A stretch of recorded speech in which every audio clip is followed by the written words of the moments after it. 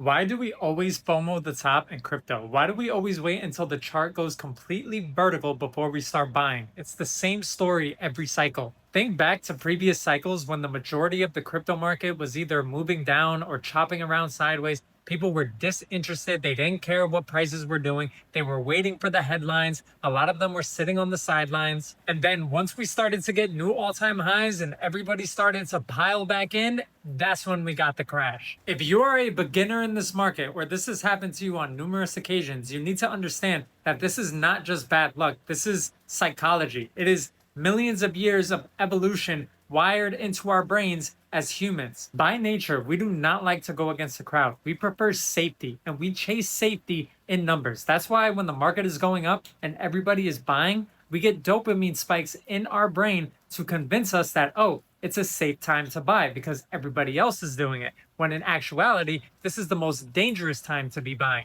And it's ironic when the opposite happens, when prices are going down and everything is bleeding out and there is fear everywhere.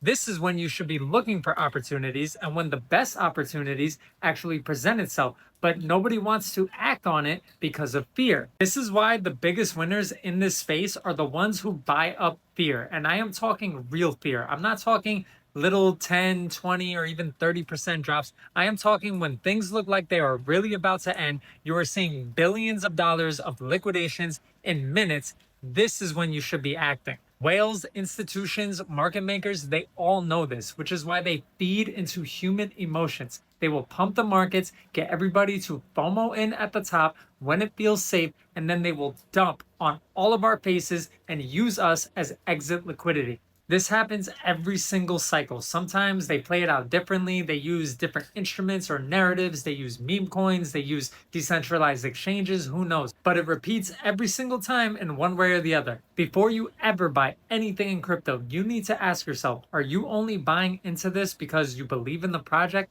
Or you feel safe because everybody else is doing it? Or do you actually have a strategy and have been waiting for this opportunity to present itself? Remember, the best buys are the hardest buys. When it feels like the world is ending, those who take advantage of the opportunity are the ones who benefit the most. If you've ever been caught up in a situation like this, share your stories below and give me a follow for more insights.